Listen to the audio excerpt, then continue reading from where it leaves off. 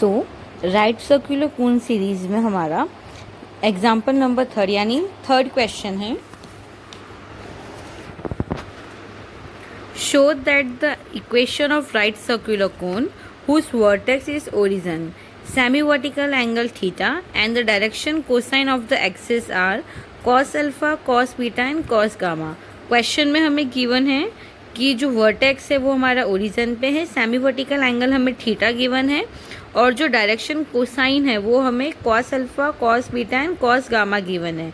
हमें equation of right circular cone show करना है कि हमारा equation of right circular cone होगा ये वाला, यानी y cos gamma minus Z cos beta square plus Z cos gamma Z cos alpha minus x cos gamma square plus x cos beta minus y cos gamma square equal to x square plus y square plus z square और sine square theta. ये हमें prove करना है। तो इसका solution हम देखते हैं। देखो क्वेश्चन के अकॉर्डिंग हमें गिवन था कि राइट सर्कुलर कोन के वर्टेक्स ओरिजिन पे है, तो मैंने इसके वर्टेक्स ओरिजिन पे बना दिए 0,0,0 पे। सिंस हमें गिवन है कि इसका सेमी वर्टिकल एंगल थीटा है, तो देखो ये एक्सिस और लाइन के बीच का थीटा हमारा यानी सेमी वर्टिकल एंगल हो गया थीटा, और इसके डायरेक्शन कोसाइन यानी LMN की वैल्यू हमारी हो जाएगी cos alpha, cos beta, cos gamma. ये सारी ही चीज़ें हमें क्वेश्चन में गिवन थी। अब देखो हमें इक्वेशन ऑफ एक्सिस निकालना है OM, यानी OM वाली इक्वेशन ये है हमारा OM। तो इसकी इक्वेशन निकालेंगे तो वो हो जाएगा हमारा x minus 0/L, y minus 0/M और z माइनस 0/N। क्योंकि हमें पता है ओरिजिन से जा रहा है यानी x1 y1 z1 हमारा 0,0,0 हो जाएगा। ये हो गई हमारी इक्वेशन नंबर 1। अब देखो इक्वेशन नंबर 1 थीटा एंगल बना रहा है OP के साथ, यानी हमारा LMN की वैल्यू हमें ऑलरेडी पता है, डायरेक्शन कोसाइन हमारी क्या है cos alpha, cos beta and cos gamma. ये हो गई हमारी इक्वेशन नंबर 2। अब देखो क्वेश्चन में ऑलरेडी मेंशन है कि ये क्या कर रहा है, सेमी वर्टिकल एंगल थीटा बना रहा है, और हमने इनिशियली फॉर्मूला पढ़ा था कॉस थीटा वाला जब हमने बेसिक पढ़ा था इसका। ये देखो तब हमने ये वाला फॉर्मूला पढ़ा था कि अगर हमें equation of right circular cone निकालना है तो ये हमारा फॉर्मूला होता है। इसी फॉर्मूले को मैं यहाँ पे यूज़ कर रही हूँ। तो देखो यहाँ पे फॉर्मूला रखने के बाद मैंने क्या किया, अब देखो हमें ये चीज़ भी पता है कि cos square alpha plus cos square beta plus cos square gamma की वैल्यू 1 हो जाएगी हमारे पास। तो हमने क्या किया, इसकी वैल्यू 1 रख ली और इस वाले टर्म का इधर क्रॉस मल्टीप्लाई कराया, तो मेरे पास ये वाली इक्वेशन आ जाएगी। अब इस वाली इक्वेशन में मैंने दोनों साइड स्क्वायर लिया, तो ये हो गया मेरे पास cos square theta L square plus M square plus N square. इसका स्क्वायर किया, इधर भी स्क्वायर करूँगी तो मेरे पास बन जाएगी इक्वेशन नंबर 3। अब देखो इक्वेशन नंबर 3 से हम LMN यानी LMN को हम एलिमिनेट करेंगे, और ये हम एलिमिनेट कर सकते हैं यूजिंग इक्वेशन नंबर 1।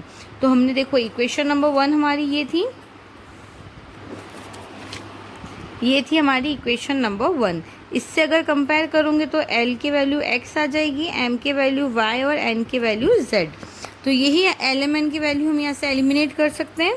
तो देखो जहाँ पे L था वहाँ पे हमने x लिख दिया, जहाँ पे M था वहाँ पे y और जहाँ पे N था वहाँ पर z। तो हमने LMN की वैल्यू यहाँ पे पुट की इक्वेशन नंबर 3 में, तो मुझे ये वाली इक्वेशन मिल जाएगी। अब देखो हमें पता है कि हमारा cos square theta 1 minus sine square theta होता है। तो यहाँ पे मैं क्या कर सकती हूँ, कॉस स्क्वायर थीटा की जगह 1 माइनस साइन स्क्वायर थीटा लिख सकती हूँ, और 1 माइनस साइन स्क्वायर थीटा का x square plus y square. So 1 minus sine square theta का मैंने इस वाले ब्रैकेट यानी x square plus y square plus z square से मल्टीप्लाई कराया, तो मेरे पास इक्वेशन आ जाएगी ये देखो x square plus y square plus z square minus sine square theta x square plus y square plus z square equal to हमारा RHS चल रहा था। अब हम क्या करेंगे, इस वाले टर्म को इधर ट्रांसफ़र करेंगे, इसको इधर ट्रांसफ़र करेंगे। तो ट्रांसफ़र कर लिया हमने, तो हमें ये वाली इक्वेशन मिली और यही हमें इक्वेशन डिराइव करनी थी। क्वेश्चन में बोला था हमें ये इक्वेशन प्रूव करनी है और वो हमने प्रूव कर दी। अब हम इसी सीरीज़ में एग्जाम्पल नंबर 4 करेंगे। ये है हमारा एग्जाम्पल नंबर 4। देखो एग्जाम्पल नंबर 4 क्या कह रहा है कि अगर if x/1 equal to y/2 equal to z/3, ये रिप्रेजेंट कर रहा है one of the 3 mutually perpendicular generating line, यानी कौन की 3 म्यूचुअली परपेंडिकुलर जनरेटिंग लाइन है, उसमें से एक लाइन हमें गिवन है और हमें इक्वेशन गिवन है इक्वेशन ऑफ कोन गिवन है 5yz minus 8xz minus 3xy equal to 0, और हमें फाइंड करना है दो other equation of generating line. Clear है क्वेश्चन, यानी एक इक्वेशन हमें गिवन है जनरेटिंग लाइन की, हमें दो फाइंड आउट करनी है। तो ये देखो इसका सोल्यूशन, हमने माना कि let the generating line of a cone, यानी कोन का जनरेटिंग लाइन हमने कंसीडर कर लिया x/L equal to y/m equal to z/n of a cone this. ये चीज़ हमें क्वेश्चन में गिवन थी, ये वाली इक्वेशन कोन की। अब हम क्या करेंगे, हमने माना ये जनरेटर लाइन क्या है, म्यूचुअली परपेंडिकुलर है to the equation of line x/L equal to y/2 equal to z/3। देखो हमने ये वाली जनरेटिंग लाइन कंसीडर करी और हमने माना कि ये इसके परपेंडिकुलर है, क्योंकि हमें क्वेश्चन में ऑलरेडी मेंशन था कि तीनों ही लाइन म्यूचुअली परपेंडिकुलर है। ठीक है, तो अब हम क्या करेंगे, यहाँ से देखो LMN की वैल्यू निकाल सकते हो, उसको मैंने इस वाली इक्वेशन में पुट की। ये हमारी बन गई इक्वेशन नंबर 1 और हमारी इक्वेशन नंबर 2 बन जाएगी L, देखो L plus 2m plus 3n। मैंने कोफिशिएंट कंपेयर करके इक्वेशन नंबर 2 बना ली। अब हम क्या करेंगे, इक्वेशन नंबर 2 से मैं यहाँ से L की वैल्यू निकाल सकती हूँ।